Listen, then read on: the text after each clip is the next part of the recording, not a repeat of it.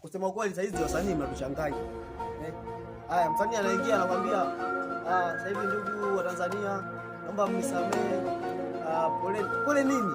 Tukusamee nini? Sasa kwanza sasa muandae show. Tumemiss kuona show zenu. Bora show muandae mnatuchanganya. Mtu anaomba msamaha kabisa anawaambia Watanzania, jamani mimi kosa langu ni hili na hili na hili. Naomba mnisamee. Sasa mnakuja tu mimi naomba msamaha ndugu zangu wa Tanzania. Wewe Mtanzania wewe.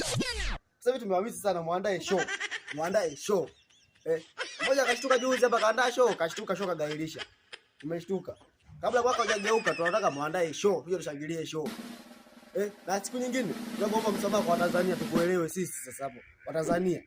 Unaomba msamaha kabisa mtu mwambie mimi naomba unisamee kosa langu ni hili hapa ni hili hapa ni hili hapa. Na utuambie hiyo siku basi atujue hiyo siku mtandao ulikuwa hamna network, ilikuwa no network nchi nzima.